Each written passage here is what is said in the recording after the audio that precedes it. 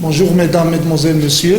En ce qui concerne l'élément de module audit opérationnel, après avoir traité les généralités relatives à l'audit dans un premier chapitre, on a vu dans le deuxième chapitre la qualification des auditeurs, comment un auditeur il peut assurer une mission d'audit avec une équipe ou bien tout seul, quelles sont les formations initiales ou bien et les expériences professionnelles et les formations en audit et les expériences en audit. En troisième chapitre, nous avons vu le planning des audits. Le planning des audits, on a traité les différentes audits qui sont planifiés pendant une année. Et donc, on a vu les différents types d'audits que peut avoir une structure. Donc, les audits internes, les audits externes, les audits fournisseurs, les audits clients, les audits certification ou bien les audits de suivi ou renouvellement. Aujourd'hui, on va traiter dans un quatrième chapitre la préparation d'un audit. La préparation d'un audit, c'est que une fois l'auditeur est mandaté, il doit faire en sorte qu'il doit préparer sa mission d'audit.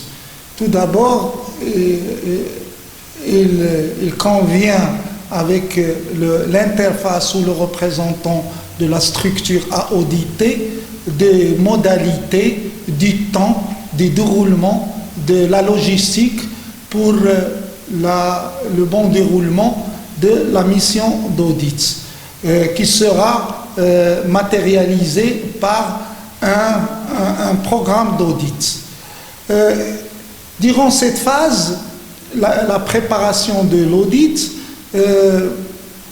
on peut, dans des cas par exemple, réaliser des audits à distance. Qu'est-ce que ça veut dire? C'est la documentation qui est envoyée à l'auditeur et l'auditeur il va examiner le contenu du secteur à auditer. Donc là c'est un audit à distance. Il consiste à se prononcer sur la traduction du référentiel en matière du système de la structure. Qu'est-ce que ça veut dire? Je peux avoir comme référentiel une norme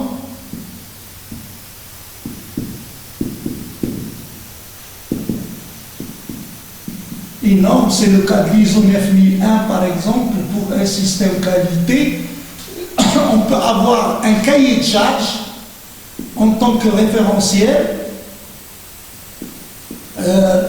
sur lesquels on va se prononcer par rapport au respect des exigences. On peut se référer à une procédure lorsqu'il s'agit par exemple d'une seule fonction qui est auditée. C'est le cas par exemple de l'audit fournisseur et la procédure achat et approvisionnement.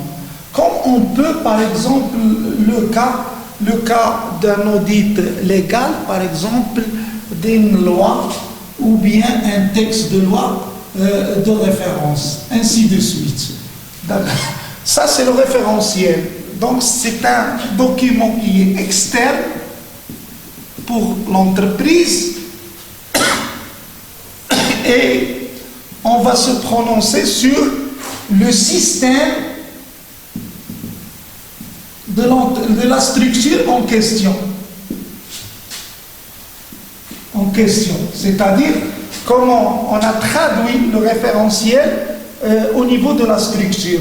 Dans le cas de l'ISO 9001, c'est le système documentaire de la structure. Il s'agit du manuel qualité, il s'agit des différentes procédures générales, des différentes procédures opérationnelles, de l'information documentée et des documents externes qui régissent l'activité de l'entreprise. Pour ce qui est d'un cahier de charge, lorsque on souscrit par exemple à un marché, par exemple pour un appel d'offres et il y a un cahier de charges auquel on se réfère.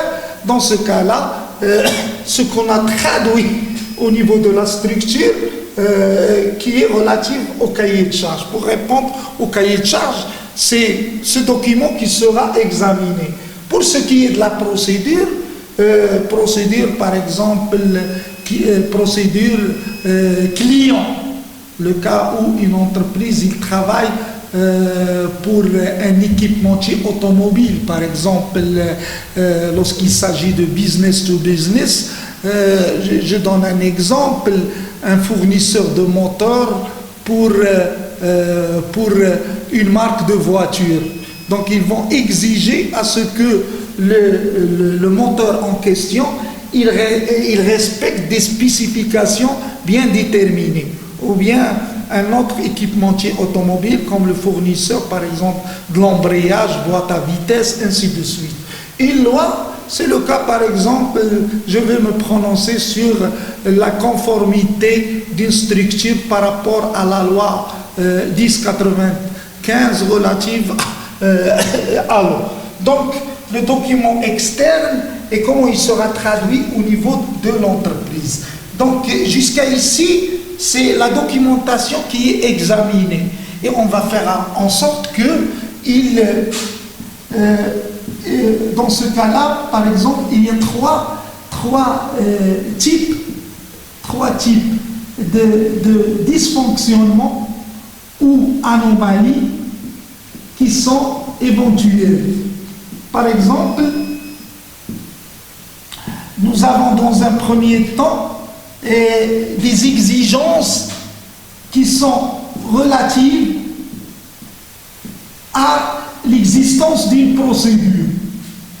Exemple, c'est inconcevable qu'on soit dans une activité et il y a absence de procédures qui sont cœur du métier.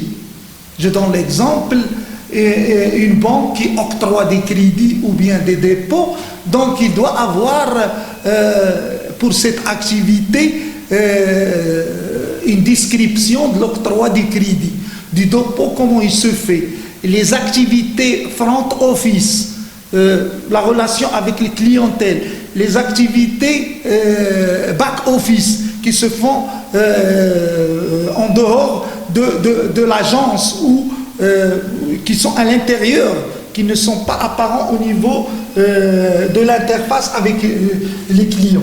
Donc là, ce sont des exigences de procédure.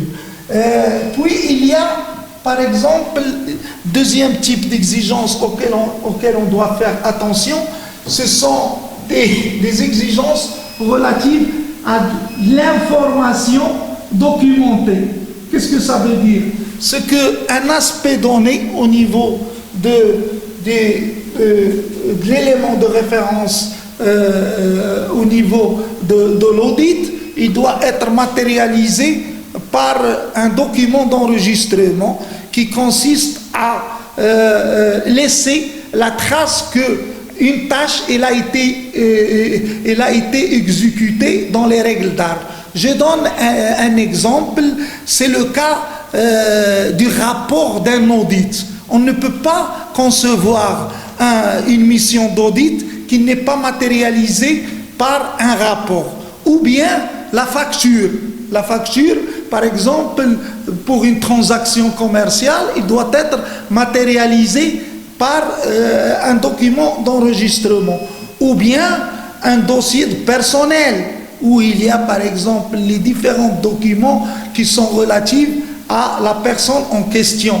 CV, les différents diplômes, les différents documents relatifs à ses gratifications, ainsi de suite. Ses évaluations, ses formations continues, ainsi de suite. Donc là, c'est l'exigence relative à de l'information documentée dans le système, dans le document de référence, il faut que ça doit être matérialisé par un document d'enregistrement.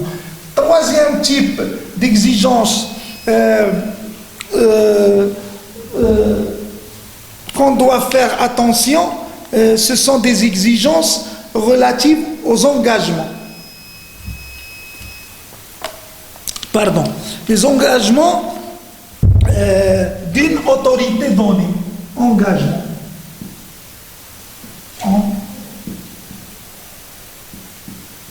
Je donne un exemple. La politique qualité doit être signée par la plus haute autorité. Donc c'est un engagement de la plus haute autorité qui signe le document relatif à la politique qualité qui comporte à la fois les valeurs et les principes que la structure il veut véhiculer, les objectifs globaux que l'entreprise il veut atteindre et les ressources qui sont déployées pour décliner et mobiliser le pilotage qu'il conçoit. Donc ça, c'est l'engagement. Aussi, un autre exemple, c'est que la validation d'une production. Validation d'une production, c'est-à-dire les différentes phases de transformation d'un produit ou bien préparation d'un service, il y a des niveaux de validation, c'est-à-dire des personnes compétentes et qui ont de l'autorité qui doivent valider la conformité à un stade bien déterminé. L'autocontrôle, le contrôle final du produit fini, ainsi de suite. Dernière exigence auxquelles on doit faire attention, ce sont des exigences relatives à la méthodologie. Ce que il y a des aspects bien déterminés au niveau du secteur audité, il doit avoir une méthode. Par exemple, la sélection de l'évaluation des fournisseurs doit se baser sur une méthodologie objective. Par exemple, qui tient compte du coût, qui tient compte de la qualité du fournisseur, qui tient compte du volume qu'il peut fournir, qui tient compte du respect des délais et des prestations associées que le fournisseur peut fournir à l'entreprise.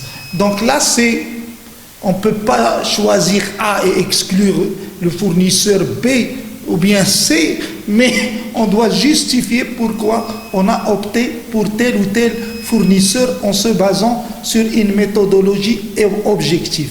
La même chose au niveau, un autre exemple, l'ingénierie de formation. Pardon. L'ingénierie de formation, comment on va faire en sorte que un thème de formation doit être programmé. Il doit y avoir un certain rapprochement entre le profil de la personne qui exerce une tâche et des tâches ou une fonction et ce que peut demander la fonction en compétence. Donc un responsable maintenance par exemple, il a les compétences requises en matière de maintenance corrective et maintenance préventive. Il se peut qu'il n'a pas de notions et il a besoin de formation au niveau de la maintenance prédictive. Et donc là, on va faire en sorte, grâce à une méthodologie de rapprochement du profil avec ce que demande la fonction en question, on doit programmer le thème de la maintenance prédictive. Donc là, c'est au niveau de l'audit documentaire ou bien l'audit à distance qu'on va rencontrer ce type de dysfonctionnement et des anomalies éventuelles. Bon, comme on a dit, la préparation de l'audit, on n'est pas sur le terrain pour se prononcer, mais on va faire en sorte qu'on prévoit les dysfonctionnements et les dysfonctionnements et les anomalies éventuelles du secteur en question. Et là, je vous propose de partager avec moi une méthodologie que j'ai développée au niveau de la préparation de l'audit qui se base sur le découpage en 4 phases d'un secteur audité. 4 phases. La première phase, c'est le découpage du secteur à auditer. Le découpage du secteur à auditer, une fois je suis mandaté, je vais faire en sorte que je vais découper le secteur à auditer, par exemple, en 4 éléments, qui sont équilibrés et d'une manière qui est exhaustive. Je ne vais rien omettre. D'accord? Donc, je donne l'exemple de l'audit de l'achat et de l'approvisionnement. Par exemple,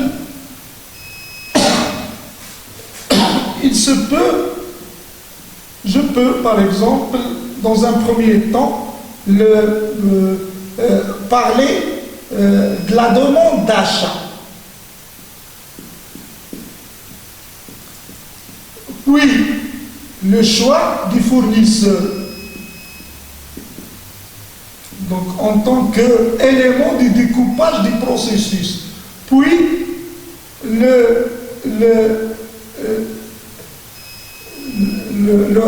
l'envoi, la commande en question. Passation de la commande.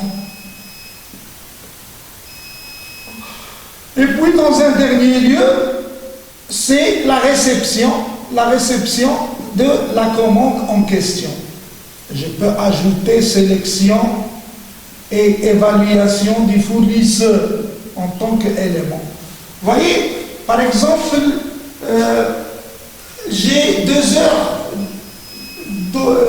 en tant que temps alloué pour cette fonction. Je vais faire en sorte que pour ces 120 minutes, je vais la diviser par 5 et donc je vais faire en sorte que je vais passer le 20% de ce temps-là pour chaque élément. Donc, demande d'achat, je vais passer le 1/5 du temps, le choix du fournisseur de 1/5, l'envoi de la commande de 1/5, la réception de 1/5 et la sélection du fournisseur, ainsi de suite. Donc, une fois j'ai découpé d'une manière exhaustive et équilibrée du secteur à auditer, la deuxième phase, il consiste à se prononcer, c'est identifier des risques éventuels qui sont relatifs à l'élément en question. Qu'est-ce que ça veut dire? Chaque élément par élément, je vais faire en sorte que je vais anticiper les risques qui sont éventuels. Et là, par exemple, je peux utiliser le fameux diagramme d'Ishikawa, ou bien cause et effet, ou bien diagramme des arrêts de poisson, et où je vais faire en sorte qu'il y a des différents types des causes, des dysfonctionnements qui sont éventuels, en les classant selon les systèmes. Donc, dans un premier temps moyen, il peut y avoir des dysfonctionnements relatifs au moyen. Dans un deuxième temps, des dysfonctionnements relatifs à la main-d'œuvre. Troisième type de dysfonctionnements éventuels relatifs aux méthodes. Quatrième type de dysfonctionnements qui sont relatifs à la matière. Cinquième type de dysfonctionnement et des anomalies, c'est relatif au milieu. Vous voyez qu'ils commencent tous par M. Et en dernier lieu, le sixième qui vient d'être, on l'a ajouté, ils n'étaient que 5M. Actuellement, on parle de 6M, c'est le management. Donc, nous avons différents dysfonctionnements et anomalies selon les 6M. Ils peuvent avoir des dysfonctionnements qui sont relatifs à chaque niveau de découpage que nous avons vu. Par exemple, les moyens inexistants qui ne sont pas ou bien ne sont pas disponibles, inadéquats, en panne. Je passe au deuxième type de dysfonctionnement qui sont relatifs à la main-d'œuvre insuffisante, effective insuffisante, ou bien main-d'œuvre mal formée, manque de rigueur, manque de motivation. Vous voyez que je prononce les dysfonctionnements en termes négatifs. Ou bien la main-d'œuvre, elle a besoin de se former. Puis nous avons le troisième type de dysfonctionnement éventuel, c'est les anomalies et les dysfonctionnements relatifs aux méthodes. Il se peut que la méthode n'existe pas, ou bien elle est mal comprise, ou bien elle est inadéquate, ou bien elle n'est pas disponible, ou bien elle est mal comprise, ou bien elle est non respectée. Puis, quatrième type de dysfonctionnement anomalie éventuelle, ce sont les dysfonctionnements et anomalies relatives à la matière. Qu'est-ce que ça veut dire? La matière n'est pas disponible, la matière ne respecte pas les spécifications, la matière elle a été altérée. Quatrième type de dysfonctionnement anomalie, c'est le milieu du travail, l'ergonomie au poste du travail, mauvaise gestion du flux, mauvaise ergonomie, pollution sonore, accident de travail, maladie professionnelle, ainsi de suite.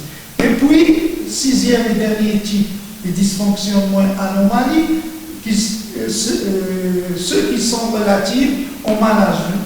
Et lorsqu'on parle de management, on peut les schématiser à deux niveaux. C'est le pilotage et la mobilisation. Le pilotage, quels sont les objectifs, par exemple, qui sont fixés, quelle stratégie suivie, quel engagement. Et puis, la mobilisation, comment on va faire en sorte que les ressources doivent être déployées pour atteindre ces objectifs. C'est le budget alloué, les ressources humaines affectées, les moyens matériels investis, ainsi de suite. Donc revenons aux quatre éléments de notre découpage. On peut, au niveau des 6 risques éventuels, citer des exemples. Demande d'achat par rapport aux moyens. Est-ce que l'entreprise dispose d'un moyen pour matérialiser la demande d'achat? D'accord? Il se peut qu'il y ait un système intranet et il se peut qu'il y ait une matérialisation manuscrite sur un papier et quels sont les risques qui sont éventuels. Prenons l'exemple du choix du fournisseur par rapport à la main-d'œuvre. Par exemple, le responsable achat ne respecte pas le contenu des procédures pour le choix des fournisseurs. Ça, c'est un dysfonctionnement. Méthode et envoi de commande. Il n'existe pas une méthode qui est relative à l'envoi de commande, c'est-à-dire un document renseigné avec un contenu bien spécifié. Nous avons un système, par exemple, environnement et santé et sécurité, comment on va faire en sorte que par exemple, les fiches de données de sécurité doivent être, une nouvelle version doit être mentionnée pour le fournisseur qu'il doit le fournir avec le produit en question. La réception et la matière, donc une matière qui n'est pas conforme, qui n'a pas répondu aux références que nous avons passées au niveau de la commande, une matière qui est altérée, ainsi de suite. Sélection, évaluation du fournisseur et le milieu. Ça peut être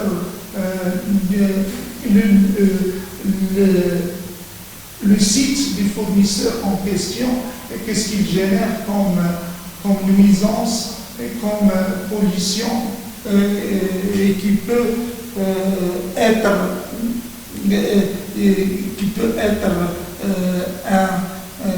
une source de mauvais voisinage pour des parties prenantes, les riverains par exemple. Le management, par exemple, on peut, lorsqu'on parle d'achat et approvisionnement, ce sont les objectifs du processus achat et approvisionnement qui ne sont pas fixés. Nous n'avons pas, par exemple, des indicateurs de suivi des performances de la fonction achat, par exemple, le respect des coûts, le respect du budget, le respect, par exemple, des délais au niveau des fournisseurs, le suivi et la sélection des fournisseurs, ainsi de suite. Le niveau de la mobilisation au niveau du management, c'est que l'inexistence d'un budget alloué, par exemple, pour l'approvisionnement et achat. Donc ça, c'est la deuxième étape. On passe à la troisième étape. La troisième étape, c'est-à-dire formuler les questions éventuelles qu'on doit poser lors de l'audit. Et donc là, il faut que je me prépare à la question en tant qu'auditeur que je dois poser à l'audité. Et là, il y a des questions qui sont directes, comme il y a des questions qui sont fermées.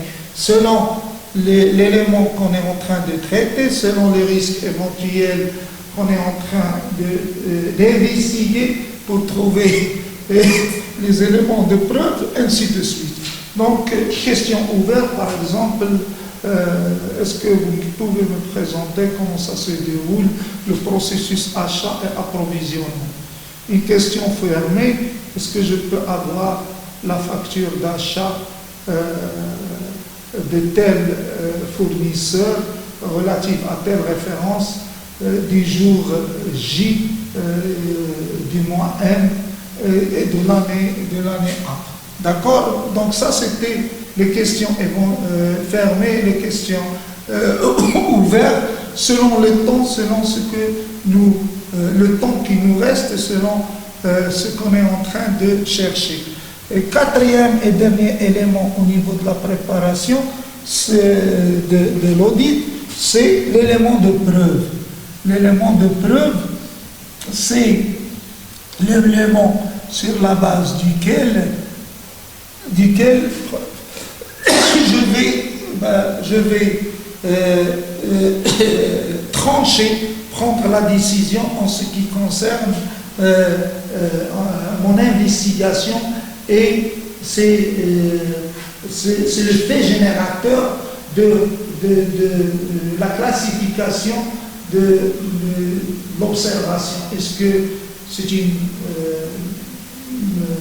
rien à signaler, on est conforme par rapport aux exigences, ou bien une simple observation, le cas d'un écart, simple écart mineur, ou s'agit-il d'un écart majeur?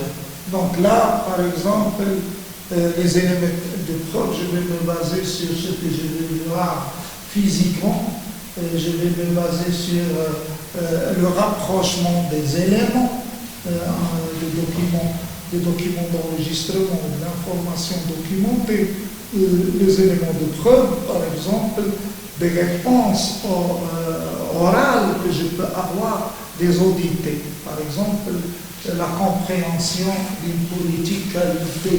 Il faut que l'audité il répond au contenu de la politique qualité, qu'est-ce qu'il comporte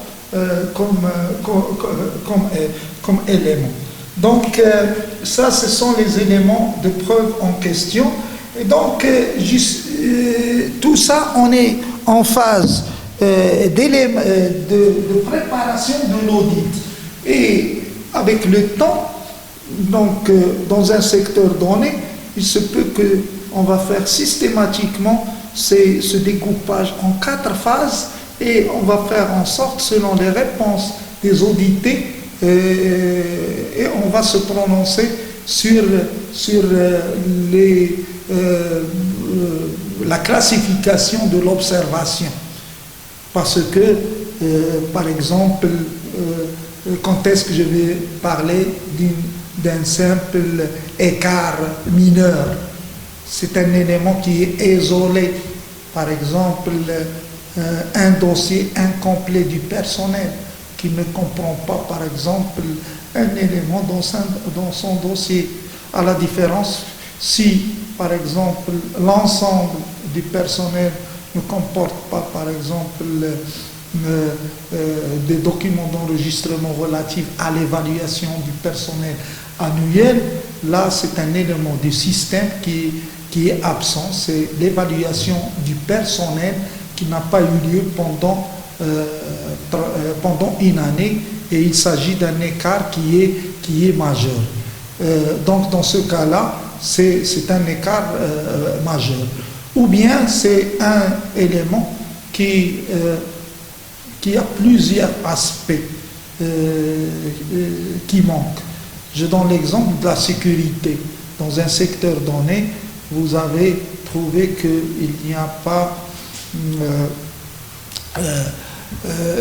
mauvaise installation des extincteurs. Au lieu qu'il soit accessible, il est au fond du local, il n'est pas accessible. Et puis vous avez demandé l'obligation et les droits en matière de santé et sécurité des employés. Les employés, les audités n'ont pas répondu d'une manière qui est correcte. Ils ne connaissent pas les obligations et les droits en matière de santé et sécurité. Donc j'ai un deuxième aspect qui manque. En plus de ça, vous avez trouvé que par exemple, j'ai toujours pour un secteur donné un élément qui manque en matière de sécurité, c'est le manque de formation à l'utilisation des extincteurs ou bien la non-désignation d'équipes de premier secours. Là, on va grouper ces 3 ou 4 observations en un seul écart qui est majeur. Le dernier type d'écart majeur qui est éventuel, c'est le non-respect d'une exigence légale. Donc, soit méconnaissance du texte de loi, soit une mauvaise traduction d'un contenu, d'un aspect, article d'un texte de loi et il est mal interprété, ou bien, troisièmement, par exemple, c'est la mise à jour du document en question, ce qu'il travaille selon une référence légale qui a été mise à jour, mais il ne tient pas compte de la mise à jour. Ou bien la non-communication aux parties prenantes, par exemple, le contenu du code du travail, par exemple, il y a des aspects qui doivent être communiqués, l'information à l'ensemble du personnel, et le personnel n'a pas été informé dans ce sens-là. Ou bien un aspect du contenu de la loi, par exemple, le contrat avec le médecin du travail prévoit combien d'heures pour un effectif de combien de cadres et combien d'heures pour un effectif de combien d'opérateurs. Et on fait la règle de 3 et on calcule qu'est-ce que ça doit avoir au niveau du contrat comme nombre d'heures qui